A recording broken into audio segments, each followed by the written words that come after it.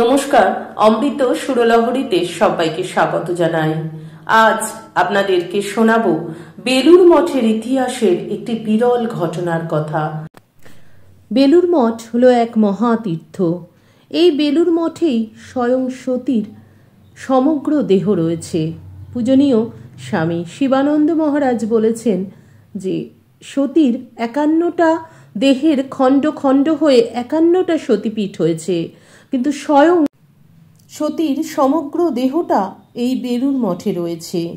তাই বেলুড় মঠ হলো মহাতীর্থ। এই বেলুড় মঠে ঘটেছে অনেক ঘটনা। ঠাকুর এই বেলুড় মঠে গঙ্গার তীরে এখনো ঘুরে বেড়ান, গঙ্গার সিঁড়িতে ঠাকুর এখনো বেড়ান, বসেন। এই বেলুড় মঠে স্বামীজি এখনো ধ্যান করেন। ঠাকুর মা স্বামীজি এখানে জীবন্ত। এখানে গিয়ে ঠাকুর মায়ের কাছে কিছু চাইলে সে প্রার্থনা তারা পূর্ণ করেন। বেলুড় মঠ হলো মহাতীর্থ, যা ইতিপূর্বে কখনো ঘটেনি এবং আজকের দিনেও এ ঘটনা ঘটে না, যা জীবনে কখনো ঘটেনি। এরকমই একটি ঘটনা বেলুড় মঠে আছে। সেই ঘটনাটি আজ আপনাদের শোনাবো।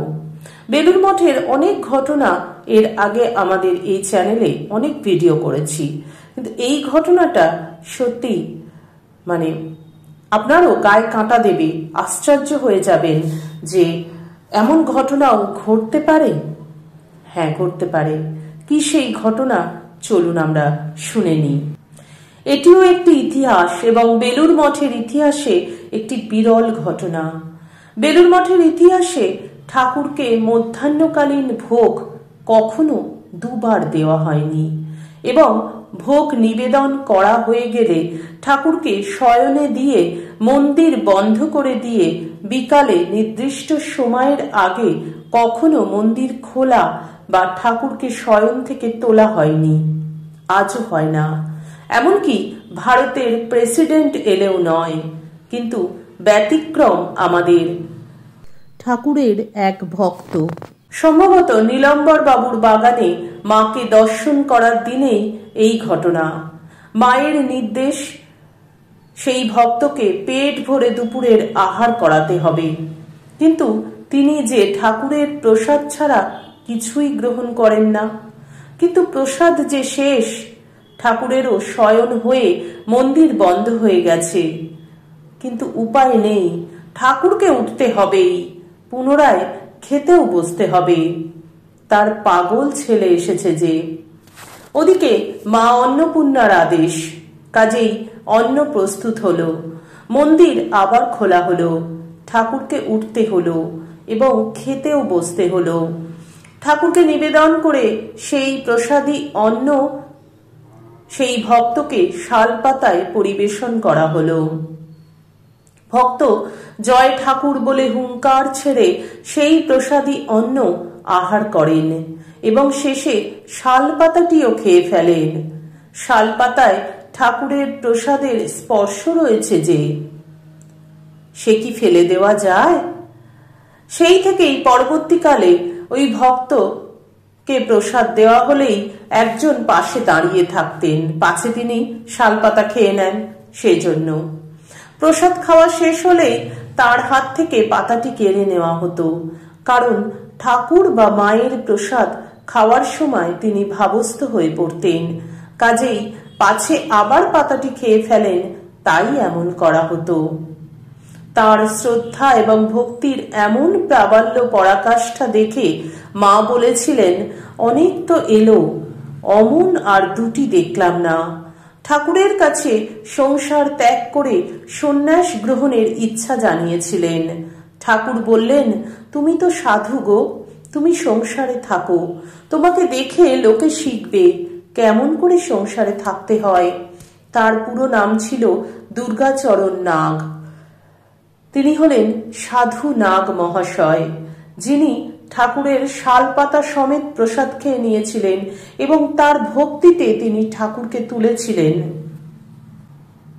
এই ঘটনার পর সাধু এবং ভক্ত হৃদয়ে তার পরিচয় হয় সাধু নাগ মহাশয়। তাহলে ঠাকুর যে বলে গেছেন, ভক্তের হৃদয় ভগবানের বৈঠকখানা, ভক্ত যদি এমন করে ব্যাকুল হয়ে ডাকে, তবে ভগবান যেখানেই থাকুন ছুটে তাকে আসতেই হবে। ঠাকুর শুয়ে পড়লেন, যা বেলুর মঠে আজও ঘটে না। ঠাকুরকে কখনো তোলা হয় না, কিন্তু সাধু নাগ মহাশয়ের ইচ্ছা ঠাকুরের প্রসাদ তিনি খাবেন। তাহলে কি হবে? ওদিকে মায়ের ইচ্ছা, এমন ভক্তকে ফেরাবেন। এমন ব্যাকুলতা হলেই ঈশ্বরকে পাওয়া যায়। ঠাকুর বলছেন যে সবার আগে চাই ব্যাকুলতা, ভালোবাসা। আমি কিছু খাবো না। ঠাকুর বলেছেন সেই সাথী নক্ষত্রের জল, চাতক পাখি টাটা করে সেই সাথী নক্ষত্রের জলটুকু পাওয়ার জন্য। নাগ মহাশয় তো অন্য কোথাও থেকে কিছু খেতে পারতেন না, আমি ঠাকুরের প্রসাদই খাবো। এসব ঘটনা শুনলে সত্যি মনটা ভরে যায়। মনে হয় আমরাও যেন এমনটি করতে পারি। ঠাকুর, তুমি হাত ধরে এমনটি করিয়ে নিও আমাদেরকে দিয়ে। আমরাও যেন তোমাদের প্রতি এমন ব্যাকুলতা, এমন ভালোবাসা, এমন অনুরাগ দেখাতে পারি। এমন অনুরাগ যেন আমাদের হৃদয়েও জন্মায়। ঠাকুর বলছেন কথাটা এই, ঈশ্বরকে ভালোবাসা। যে ভালোবাসা তিন টান এক হয়ে যায়। কেমন ভালোবাসা? সন্তানের প্রতি মায়ের ভালোবাসা, বিষয়ের প্রতি বিষয়ের ভালোবাসা, আর পতির প্রতি সতী স্ত্রীর ভালোবাসা। এই তিন টান, এই তিন ভালোবাসাকে এক করে যদি ঈশ্বরকে ডাকা যায়, তাহলে সংসারেই থাকো আর সন্ন্যাসী নাও, যেখানেই থাকো না কেন, ঠাকুর তোমার ডাকে সাড়া দেবেন। কি অসাধারণ গল্পটা, যা আগে কখনো ঘটেনি, তাই ঘটল ভক্তের ডাকে। সত্যি খুব ভালো লাগলো। আজকে ঠাকুরের অনুধ্যান এই অবধি।